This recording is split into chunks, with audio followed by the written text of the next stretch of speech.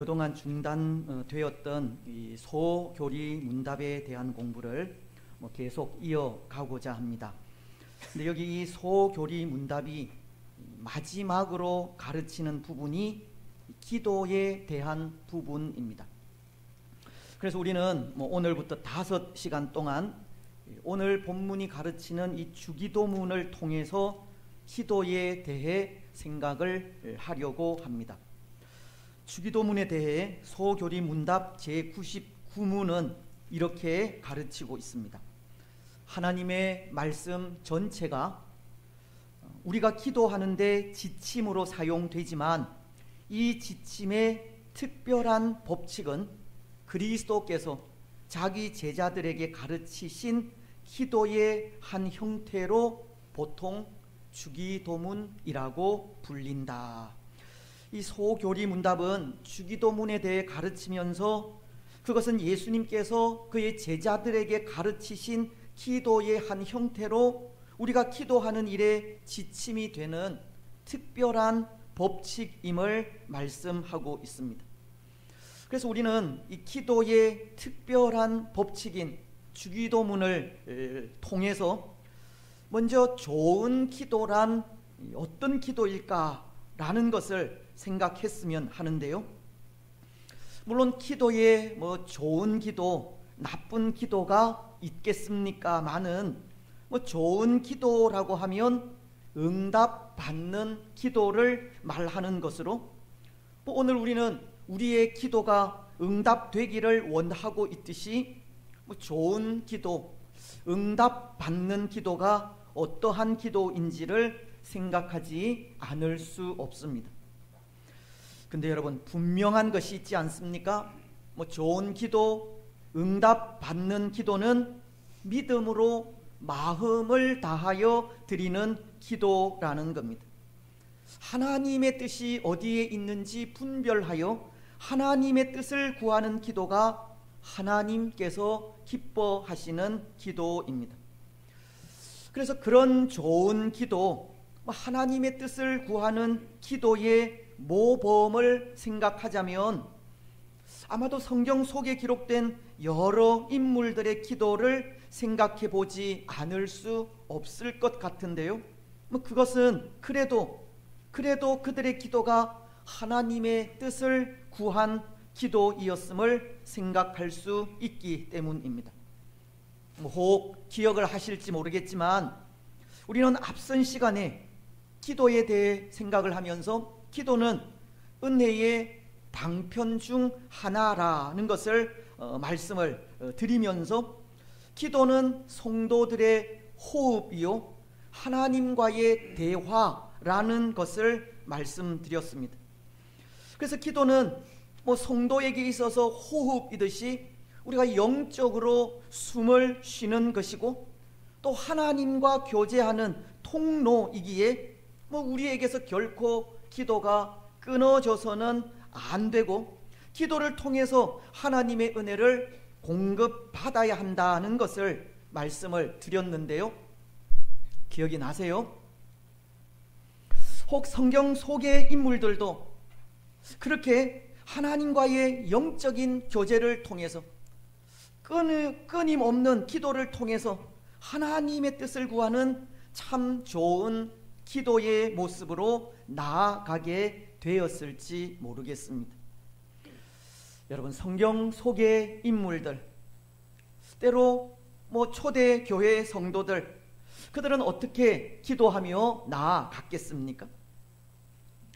물론 그 방법에 있어서는 오늘 우리와 많은 차이가 있을 수 있습니다. 예를 들면 모세의 기도의 경우 그는 광야에서 아말렉과의 전투 속에 손을 들고 기도하지 않았습니까? 그래서 피곤하여 그 손이 내려올 때에 그 좌우에서 아론과 훌이 그 손이 내려오지 않도록 기도한 것을 기억할 수 있는데요. 그런 모습을 통해서 손을 들고 기도하는 방법이 있음을 생각할 수 있을 것 같습니다. 또 엘리야 선지자는 이 바알과 아세라 선지자들과의 싸움 이후에 비가 오기를 간절히 기도하며 나아갈 때 그는 그의 머리를 그의 두 다리 사이에 넣고 움츠려서 기도를 하였는데요. 그런 기도의 방법도 있는 것 같습니다. 오늘 우리는 모세와도 같이 그렇게 손을 들고 기도하기도 하고, 아니면 손을 모으고 머리를 숙이고 기도하기도 합니다. 기도의 방법에 있어서는 과거나 지금이 다를 수 있다는 겁니다. 하지만 기도하는 마음은 그때나 지금이나 변함이 없다는 생각을 하게 되는데요. 믿음으로 마음을 다해 기도하는 그 모습에 있어서는 지금이나 그때나 다르지 않는 한결 같다는 겁니다. 예레미야서는 33장 3절을 통해서 이렇게 말씀하고 있습니다. 너는 내게 부르짖으라. 내가 네게 응답하겠고 네가 알지 못하는 크고 은밀한 일을 내게 보이리라. 하나의 기도 소원을 위해 간절히 부르짖으며 기도하는 그 간절함은 예나 지금이나 변함이 없다는 겁니다.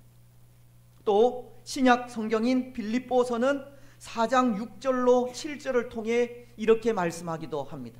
아무것도 염려하지 말고 다만 모든 일에 기도와 간구로 너희 구할 것을 감사함으로 하나님께 아뢰라. 그리하면 모든 지각에 뛰어난 하나님의 평강이 그리스도 예수 안에서 너희 마음과 생각을 지키시리라.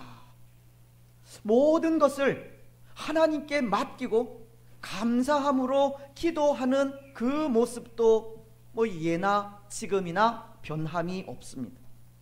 구약이나 초대교회, 그리고 오늘 우리는 기도를 통해서 하나님을 만나고 기도를 통해서 하나님의 은혜를 경험하는 것이 다를 바가 없다는 겁니다. 근데 여러분, 구약이나 초대교회 성도들의 그 기도를 생각하면서 한 가지 궁금한 것은 기도의 내용입니다. 때로 기도의 방법은 차이가 있을 수 있고 기도하는 모습에 있어서도 차이가 있을 수 있지만, 믿음으로 하나님을 의지하면서 간절히 기도하는 그 기도의 내용이 어떤 것일까, 그것이 궁금하지 않을 수 없다는 겁니다. 그들도 오늘 우리처럼 삶에 필요한 것들을 위해 기도하며 나아갔을까? 아니면 좀 더 차원 높은 기도의 제목을 가지고 나아갔을까?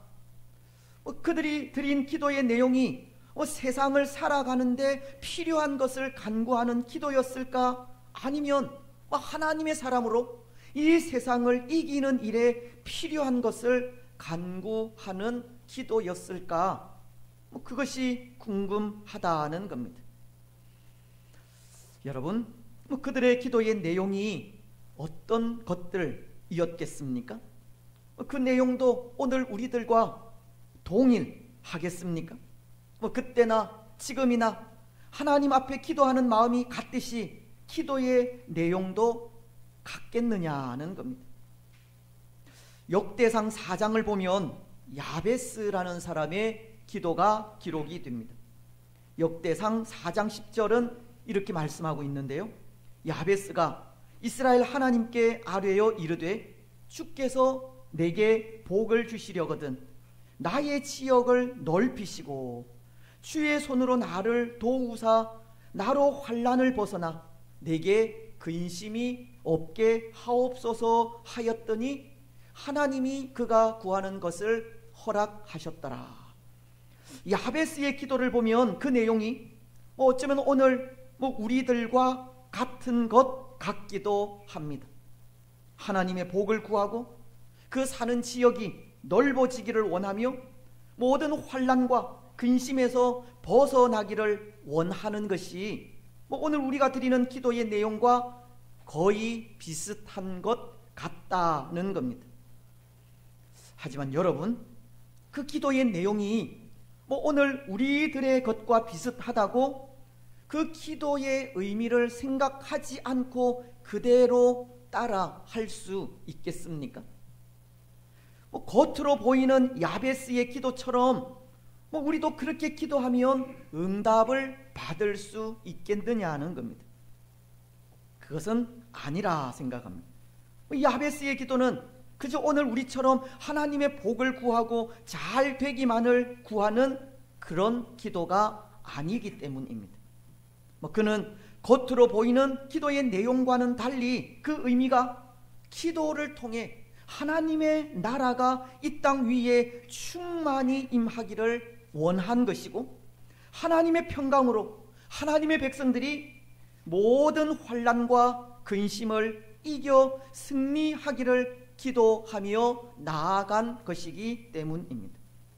야베스의 기도는 하나님의 뜻을 구하는 기도를 드린 것이고, 그래서 그 기도가 응답받았다고 해도 과언은 아닌 겁니다.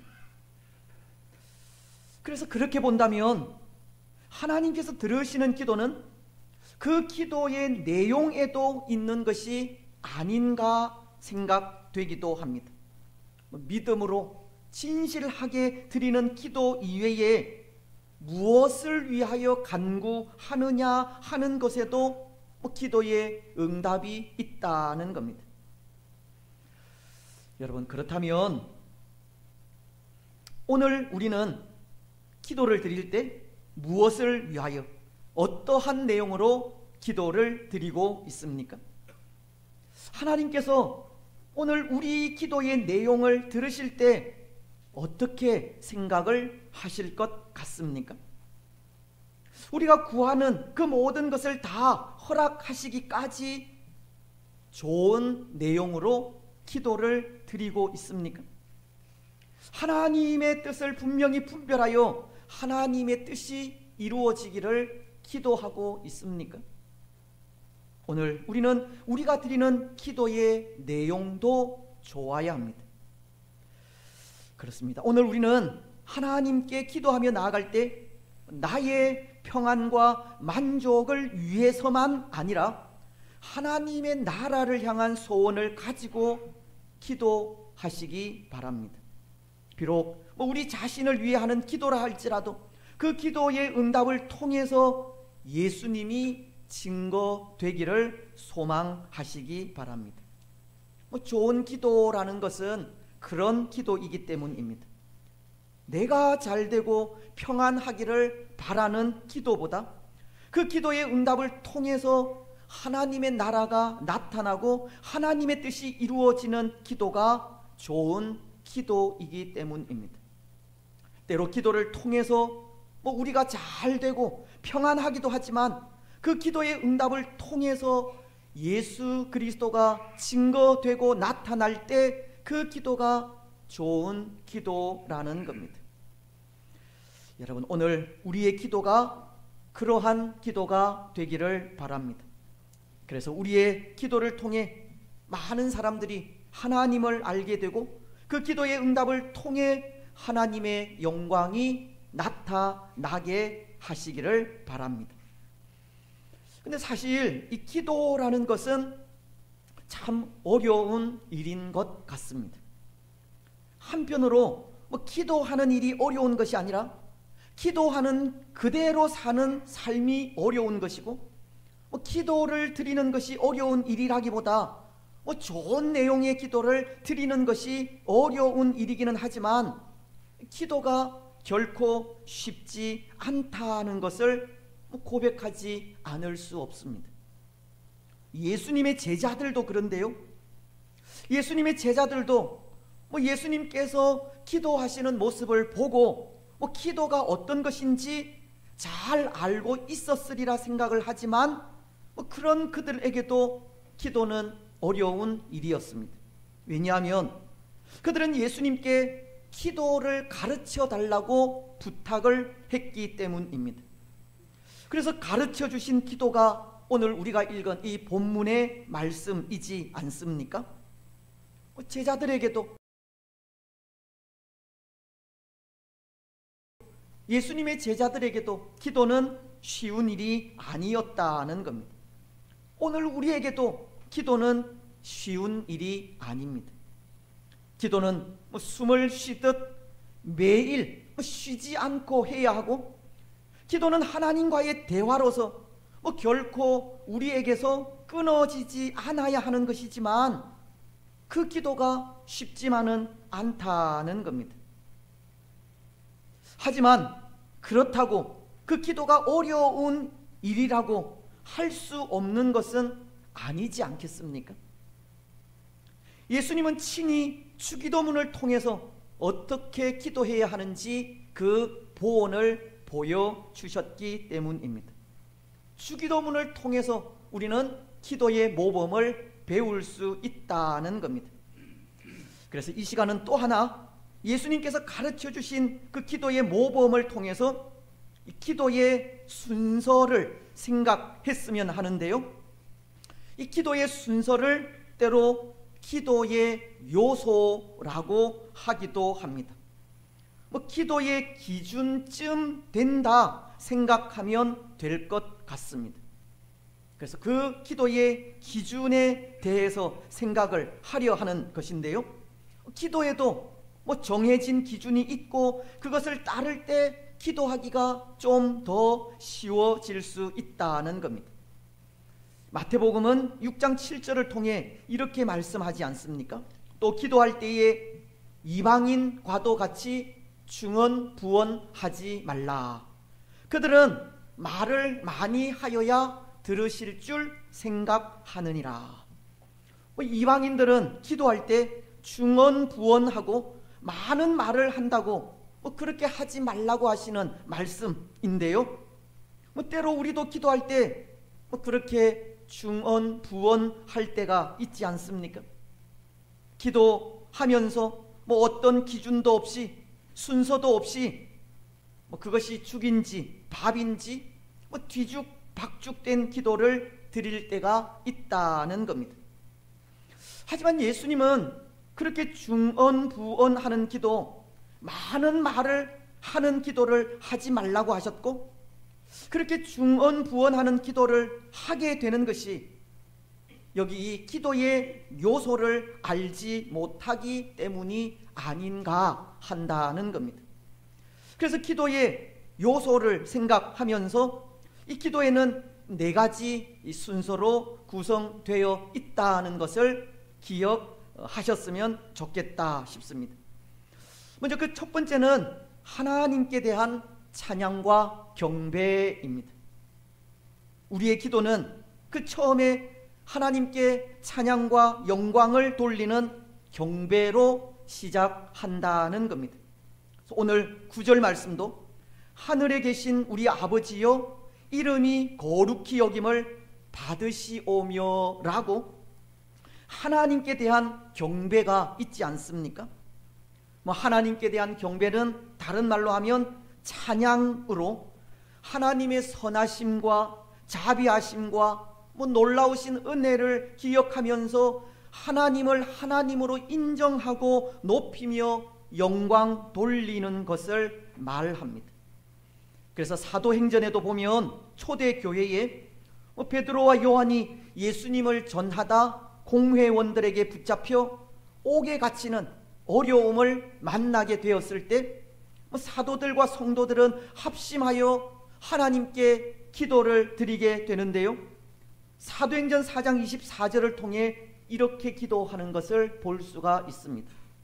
그들이 듣고 한 마음으로 하나님께 소리를 높여 이르되 대주제여 천지와 바다와 그 가운데 만물을 지은 이시요. 어쩌면 초대교회가 핍박으로 인해 무너질 수 있는 그 절박한 상황 속에서 사도들은 대주제이신 하나님을 높이며 경배를 드리고 있는 겁니다. 아마도 우리 같으면 그 급박한 상황 속에 도와달라고 하는 말을 먼저 할 것 같지만 이들은 창조주 하나님을 기억하고 하나님을 높이며 그 앞에 먼저 경배를 드리고 있다는 겁니다. 여러분, 바로 이것이 하나님에 대한 인정과 경외를 말하는 겁니다. 어떠한 경우 속에서도 하나님은 경배를 받으실 분이라는 겁니다. 기도는 그렇게 하나님을 경배하는 일부터 시작하는 겁니다. 오늘 우리도 기도할 때 먼저 우리의 기도를 들으시는 하나님을 경배하시기 바랍니다. 하나님의 이름을 높이고 송축하면서 그의 영광을 찬양하고 경배하며 나아가시기 바랍니다. 이제 두 번째 기도의 요소는 감사입니다. 우리는 기도를 들으시는 창조주 하나님을 경배하고 그 하나님께서 베푸신 은혜를 기억하며 감사해야 한다는 겁니다. 그렇지 않습니까? 오늘 우리가 우리의 구원자이신 하나님을 묵상하고 하나님의 은혜를 깊이 생각하게 될 때 우리에게서 어떤 마음이 생기겠습니까? 감사입니다. 오직 하나님의 은혜로만 살아갈 수밖에 없는 우리임을 고백하면서 그 은혜로 오늘 우리가 존재하게 된 것을 기억할 때 감사하지 않을 수 없다는 겁니다. 사도 바울은 고린도전서 15장 10절을 통해 이렇게 고백하고 있습니다. 그러나 내가 나된 것은 다 하나님의 은혜로 된 것이니 내게 주신 그의 은혜가 헛되지 아니하며 내가 모든 사도보다 더 많이 수고하였으니 내가 한 것이 아니요 오직 나와 함께 하신 하나님의 은혜로다. 바울은 그 은혜를 그렇게 감사하고 있듯이 우리를 향하신 하나님의 구원이 오직 은혜임을 고백할 때 그 은혜에 우리 역시도 감사하지 않을 수 없는 겁니다. 그래서 경배와 감사는 우리 삶에 있어서도 마찬가지이지만 기도에 있어서도 결코 뗄래야 뗄 수 없는 관계입니다. 하나님을 향한 경배와 찬양이 있다면 곧 이어지는 것이 하나님께 대한 감사라는 겁니다. 여러분, 오늘 우리는 삶의 순간마다 하나님께 경배하시기 바랍니다. 감사하시기 바랍니다. 우리가 드리는 기도의 경배와 감사를 통해 더욱 하나님을 높이고 찬양하시기 바랍니다. 이제 세 번째 기도의 요소는 회개입니다. 우리는 우리의 죄를 고백하며 나아가야 한다는 겁니다. 오늘 예수님께서 가르쳐 주신 주기도문에도 12절은 이렇게 말씀하고 있지 않습니까? 우리가 우리에게 죄 지은 자를 사하여 준 것 같이 우리 죄를 사하여 주시옵고. 그런데 여러분, 왜 오늘 우리는 우리의 죄를 하나님 앞에 고백하며 나아가야 하겠습니까? 오늘 우리에게 이 회개가 필요한 이유가 무엇 때문이겠습니까? 회개 없이 하나님 앞에 설 수 있는 사람은 한 사람도 없기 때문입니다. 사유하시는 은혜 없이 하나님 앞에 나아갈 수 없다는 겁니다. 시편 6편은 1절로 4절을 통해 이렇게 고백하고 있습니다.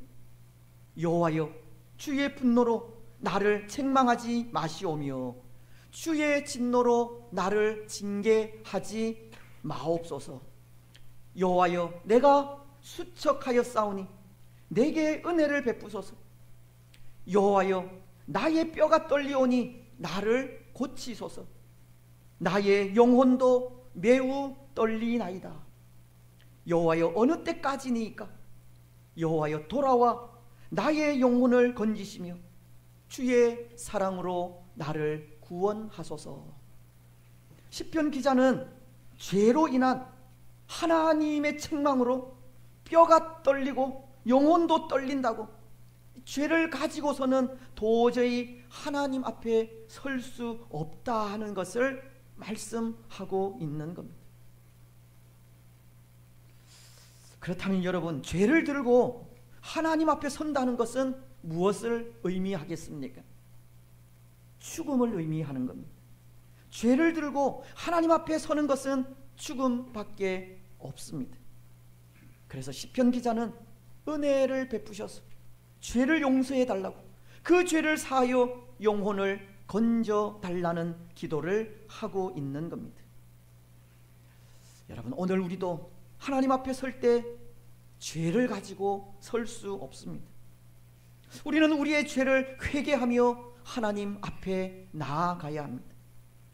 회개로 인한 사유하심으로 하나님 앞에 설 수 있고, 회개로 인한 사유하심으로 하나님을 만날 수 있으며, 회개로 인한 사유하심으로 하나님의 응답을 받을 수 있는 겁니다. 오늘 우리는 우리의 죄를 돌아보고 회개하며 나아가시기 바랍니다. 이제 마지막 네 번째 기도의 요소는 간구입니다. 간구는 우리의 필요를 하나님께 아뢰며 구하는 것을 말하는데요, 11절 말씀이 오늘 우리에게 일용할 양식을 주시옵고 라고 하듯이, 우리가 살아가면서 필요한 양식, 능력, 은혜, 지혜와 힘, 세상을 살아가면서 필요한 것들을 간구하는 것입니다. 그런데 여러분, 여기 간구도 우리에게 필요한 것을 간구한다고 해서 우리의 욕심대로 구해서는 안 됩니다. 우리의 정욕을 위해 쓰려고 잘못 간구해서도 안 됩니다. 야고보서는 4장 3절을 통해 이렇게 말씀하시기 때문입니다. 구하여도 받지 못하면 정욕으로 쓰려고 잘못 구하기 때문이라. 나 자신의 유익을 위해 간구해서는 안 된다는 겁니다.